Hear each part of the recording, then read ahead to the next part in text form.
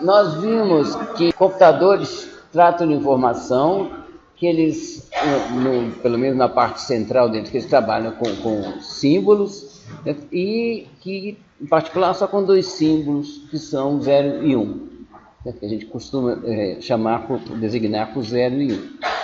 Hoje, na aula de hoje, nós vamos começar a aprender como que computadores trabalham internamente com bits. Certo? Bits são as unidades de informação capazes de armazenar esse 0 e como que eles fazem coisas úteis, certo? A partir só desses dois símbolos. A primeira coisa que nós vamos ver aqui são alguns códigos. Sabe? Isso é uma parte um pouco maçante aqui, mas é importante você saber alguma coisa sobre códigos que são utilizados por computadores.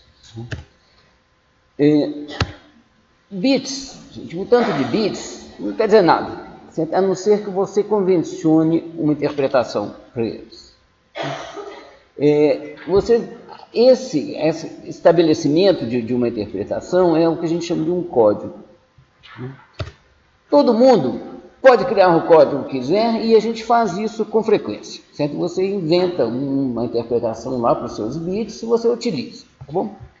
Isso funciona muito bem se você estiver trabalhando sozinho e for um programa que você vai usar só aquela vez ali e não tem problema nenhum. Agora, se você quiser mandar um texto para uma outra pessoa, você fez uma codificação para A, do outro lado saiu outra coisa, como é que fica isso? Você não tem como fugir ou seja, a adoção de códigos com uma aceitação mais larga é uma vantagem enorme que ninguém pode ignorar. Bom, então para algumas coisas, para algumas finalidades, certo? Ela é mesmo impositiva. Certo? Seja porque você quer se comunicar com mais pessoas, seja porque já existe um circuito, certo? Um circuito que faz contas, ele faz somas. Hoje nós vamos ver aqui um circuito que faz somas, ele faz somas desde que as entradas estejam numa certa codificação e vai produzir o resultado também com uma outra codificação. Por isso que, para algumas coisas, é absolutamente essencial vocês conhecer alguns códigos de larga aceitação aí pela indústria, certo? No mínimo de cultura vocês têm que ter. Então, essa primeira parte aqui é um pouco chatinha, que você só descreve. Bom, o primeiro código, um dos mais importantes, é o código ASCII. ASCII quer dizer American Standard Code for Information Interchange. Ele surgiu desde 63, tá bom? E a finalidade dele é exatamente permitir a comunicação homem-máquina. Certo? A gente não lê bits e os computadores não leem os nossos símbolos. Certo? Então, como que você codifica em bits os caracteres que a gente consegue ler e que a gente consegue colocar no teclado também para comunicar para o computador. Então, a ideia é você ter essa comunicação de uma coisa para outra. Então, o código ASCII, ele é um código de 7 bits, certo? E vocês vejam aqui, certo? Que ele tem codificação para os algarismos, certo? De 0 a 9, para as letras maiúsculas e minúsculas, certo? Para o espaço em branco, precisa de um código para ele, para parênteses, mais, vírgula, ponto e vírgula, e uma série de outras coisas, e ainda alguns caracteres de controle, que servem para controlar dispositivos. Aqui estão duas pessoas muito famosas na computação, que são o Rich e o Thompson. Eles dois criaram o Unix, que é um sistema operacional que é o precursor de todos os sistemas operacionais em uso hoje. Certo? O Linux é o Unix diretamente, uma evolução dele, certo? E o Windows também herdou muita coisa do Unix. E eles criaram também a linguagem C, que foi uma revolução na computação também. Então são duas pessoas da maior importância. Bom, então isso posto, o que eu queria mostrar para vocês aqui é o PDP-11, que é esse computador aqui, e que nós já tivemos aqui no FMG, que eu programei, gente, para vocês terem uma ideia. E isso aqui são teletipos, certo? Isso aqui era um terminal, certo? Porque um computador se comunicava com humanos por uma saída grande, era uma impressa, certo? E uma comunicação interativa era um teletipo, porque isso aqui era uma máquina de escrever. Está vendo aqui tem um rolo de papel? Aqui tem um teclado que você pode entrar com algumas coisas, tá certo? E ele também se comunica, as mensagens que vêm do computador são impressas aqui nesse papel. Bom? Então é isso que justifica esse tipo de coisa aqui, que é para trocar de linha, mudar de página, são o que a gente chama de caracteres de controle, é exatamente para comandar esses teletipos, e até hoje eles têm alguma utilidade com várias adaptações por aí. O código ASCII, que iniciou, ele tinha 7 bits, que permite 2 elevado a 7, né, combinações, são 128 só, e como ele foi proposto por norte-americanos, não tem provisão para tio, cedilha, caracteres acentuados e essas outras coisas que diversas nações europeias utilizam na linguagem. Houve uma impressão imediata para o aumento disso daí, e foi criado então o código ASCII estendido, que tem 8 bits, o que permite 256 combinações. Depois disso houve a globalização da computação e hoje em dia o código que é o mais utilizado na internet é o Unicode, que você consegue codificar caracteres em mandarim, em coreano, japonês, árabe, o que vocês quiserem. Certo? Tem provisão para tudo quanto é caractere japonês, que vocês sonharem tem. Para línguas mortas, sânscrito e sei lá mais o que, também tem algumas codificações. Certo? Ele é um código extensível no seguinte sentido. Ele pode ter 8 bits só. Se ele tiver 8 bits só, o oitavo bit é 0. Certo? E os 7 outros bits coincidem exatamente com o código ASCII original. Se você aproveitar código. Então você não tem nenhum problema de compatibilidade com o código que usava o ASCII antigo. Agora, se esse oitavo bit for igual a 1, significa que ele vai ter 2 bytes, em vez de ter 1 byte só. 1 byte, 8 bits. Tá bom? Então vai ter 2 bytes. Desses 2 bytes, tem um bit também que é reservado para indicar que, na verdade, são 3 bytes. Desses 3 bytes, tem um bit que é indicado, que é usado só para indicar que, na verdade, são 4.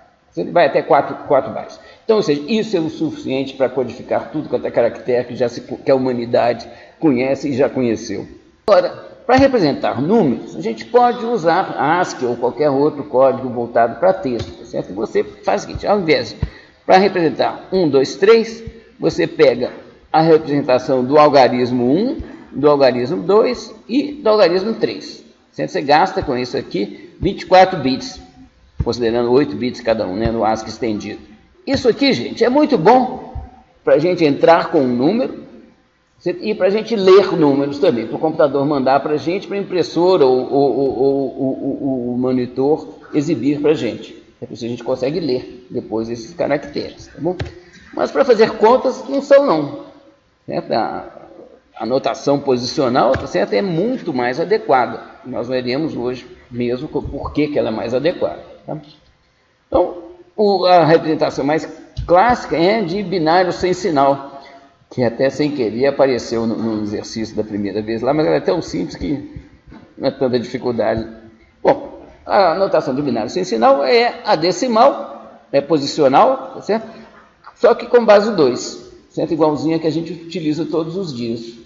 Bom, então, por exemplo, o que quer dizer isso daqui em binário? Quer dizer 1 vezes 2 a 0, mais 1 vezes 2 a 1, mais 0 vezes 2 a 2, e por aí vai até 1 vezes 2 a 6. Tá bom? Da mesma forma aqui, gente, o que quer dizer isso aqui? 123. 3 vezes 10 a 0, mais 2 vezes 10 a 1, mais 1 vezes 10 a 2. Tá? É a notação posicional que a gente está acostumado. Então, isso daqui é com base 2. E vocês reparem que desse jeito a gente só está pensando em números não negativos. Mas antes disso, deixa eu falar aqui sobre como é que a gente faz uma conversão decimal binário usando uma tabela de potência de 2. Tem várias formas de fazer uma conversão de binário para decimal, de decimal para binário, certo? Nós vamos ver aqui uma delas. É o seguinte, a primeira coisa que você faz é você constrói uma tabela de potências de 2. Tá vendo?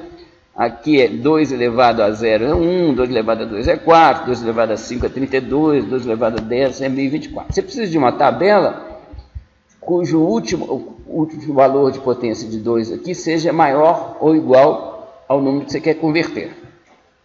Bom, então, queremos converter 123.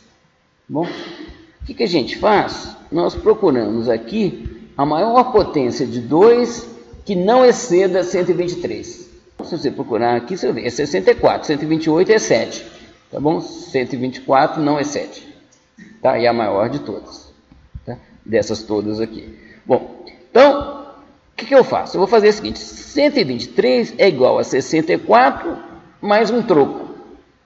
64, gente, é 2 elevado a 6, então esse é muito fácil de converter para o binário. Então, eu saio do problema de converter 123 para converter 59. 123 e 64 mais 59. Como é que eu converto 59? Gente? Eu procuro aqui a potência, a maior potência de 2 que não excede 59. 32. Tá bom, gente? Então, 59 é 32 mais um troco, né? Que é 59 menos 32, 27. Tá bom? E o 123 original é 64 mais 32 mais 27. Bom? 32 é fácil de converter, 64 é fácil de converter, o 27 continua com o mesmo problema. Maior potência de 16, aí vou indo, gente, até que eu transformo o meu número, 123, então, é igual a essa soma aqui de potências de 2. Tá bom? Que é exatamente isso que está aqui. Então, dessa forma, a gente faz a conversão de decimal para binário. Tem outras formas que fazem alguns exercícios aí que vocês vão poder conhecer. Bom, muito bem. Então, essa notação ela é muito útil, certo? Um exemplo é o RGB, que eu já mencionei na primeira aula, em que você trata de números estritamente não negativos, né? Então, você representa uma cor por uma intensidade de vermelho, uma intensidade de verde e uma intensidade de azul. Então, aqui você tem aqui uma tabela que está mostrando, aqui são algumas cores padrões, são essas aqui, tá certo? Mas você tem qualquer mix, qualquer cor que a gente consegue enxergar, a gente consegue representar com 3 inteiros sem sinal, que com 8 bits dá uma boa qualidade para a nossa acuidade visual.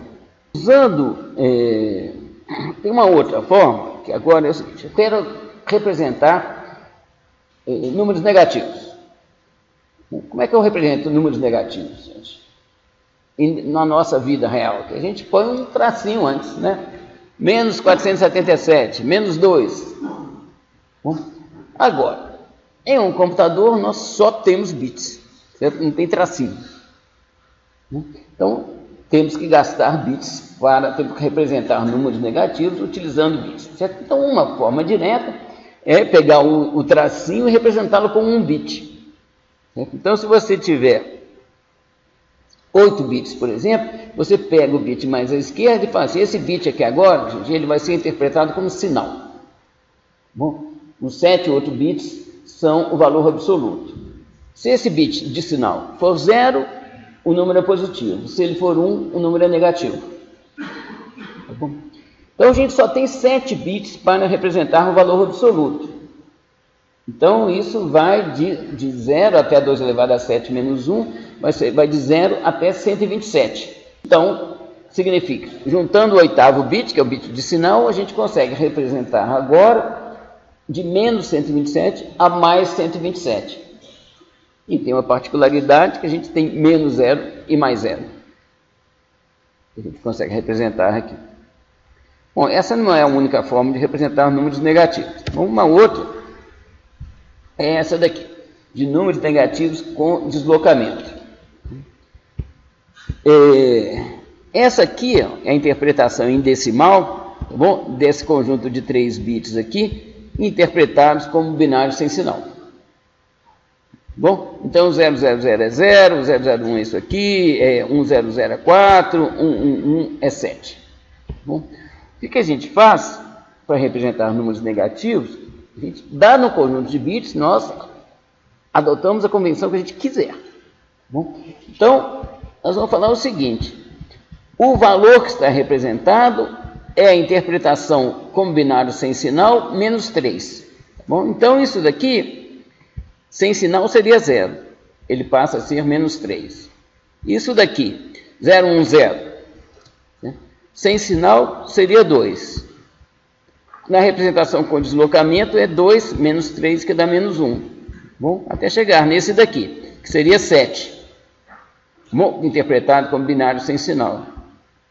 Menos 3 dá 4. Ok? É uma coisa simples. Isso aqui, vocês reparem, fica um pouco assimétrico, vai de menos 3 a 4, certo? Mas não tem duas representações para o zero.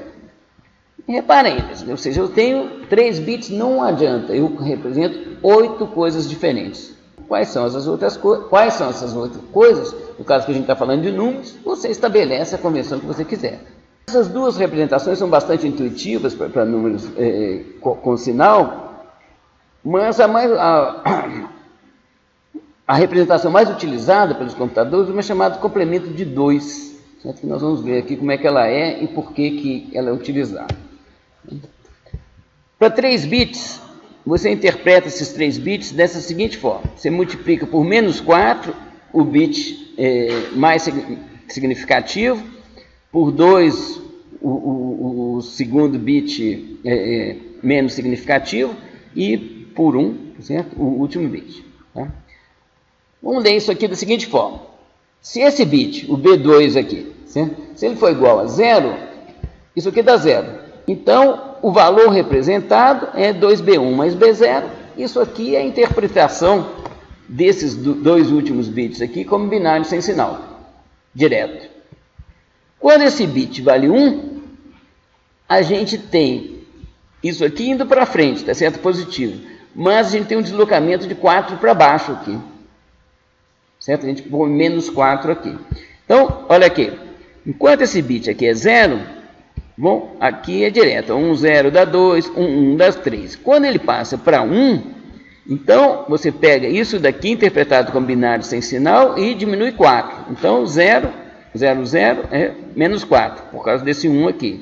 0, 1 seria 1, não é?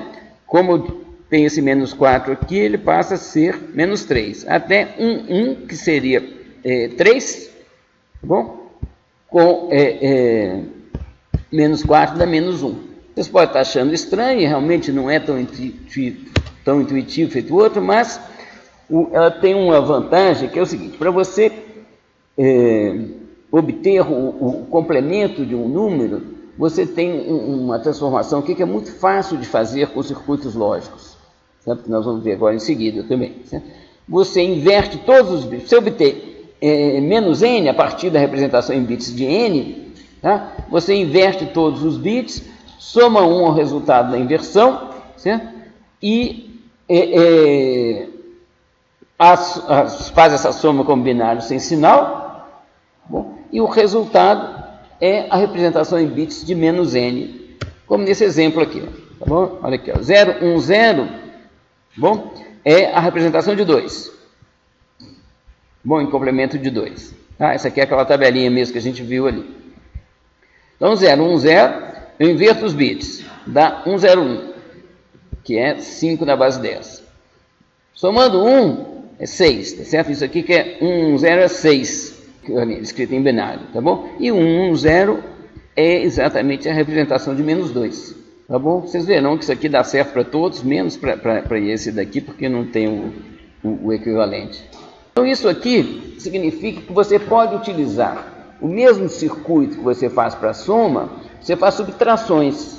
Por quê? Quando você quer fazer uma subtração, você tem A menos B. Então, você tem a representação de B, você faz A mais menos B. E o menos B é muito fácil de obter por isso daqui. Bom, então o mesmo circuito, o circuito de soma, ele é utilizado para soma e para subtração. E isso é uma razão econômica suficientemente forte para que todos os fabricantes adotem o complemento de 2 como representação de inteiros com sinal. Nós gostamos de representar números muito pequenos e muito grandes, né? Distâncias astronômicas e distâncias interatômicas. Como que a gente faz isso? Você pega um número grande, 6,02 vezes 10 a 23, que é o número de Avogadro. Nós gastamos quantos algarismos, na verdade, para fazer isso? 6, 0, 2 e mais o 2 e o 3 do 23 do expoente. Gastamos 5 algarismos para representar um número que é enorme. Então, é exatamente essa mesma técnica que é usada para a notação de ponto flutuante, aquele ponto flutuante que eu me referi na primeira aula de FLOPS, né? Floating Point Operations per Second. Então, é a mesma coisa, só que com potências de 2. Né? E a gente tem que representar, o próprio número pode ser negativo e o expoente também pode ser negativo para a gente poder representar números muito pequenos. Existe um padrão mundial, o I3E754, né, que ele tem duas versões, tá, de 32 bits e de 64 bits. Tá? A de 32 bits você pega um bit para o sinal inteiro, então é parecido com aquela de sinal e magnitude, bom? 8 para o expoente e 23 de mantissa. Mantissa é o significando. Tá? 64 bits, a filosofia é a mesma, só que você tem 11 bits para o expoente e 52 de mantissa. Bom, como o expoente pode ser negativo, significa que eu tenho que representar, ser capaz de representar expoentes negativos. E para isso, esse padrão I3E usa o deslocamento. Certo? Então, para o número inteiro, você tem um bit de sinal, parecido com aquela de sinal de amplitude. Para o expoente, usa-se deslocamentos. Aqui é o seguinte, isso aqui é a divisão de bits. Certo? Tem um bit de sinal, aqui você tem um tanto de bits para o expoente, e aqui você tem a mantissa normalizada, no sentido que eu vou explicar agora aqui. Aqui vocês estão vendo 3 formas de representar exatamente o mesmo número. 6,02 vezes 10 é 23. Aqui eu arredo a vírgula 2 para cá e diminuo 2 no expoente. Aqui eu arredo a vírgula 2 para a esquerda e aumento 2 no expoente. Bom, essa aqui é a forma que a gente está acostumado. Essa aqui é a forma que se chama de normalizada. Você tem um único algarismo diferente de zero antes da vírgula. E, para a notação de ponto flutuante em sistemas binários, adota-se a mesma convenção. Mas o que acontece? Qual que é o único número diferente de zero no sistema binário? O único algarismo. Tá bom? Então, como é sempre não é necessário você gastar espaço para representá-lo. Então, ele pode ficar implícito. Então, aqui está um exemplo de como que aqueles números lá são interpretados. Então, esse aqui é um número positivo.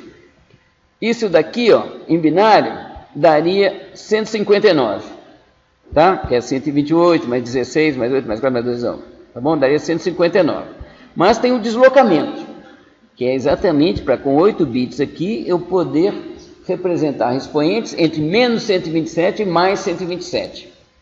Então eu pego isso aqui interpretado como binário sem sinal e diminuo 127. O expoente efetivo é 32.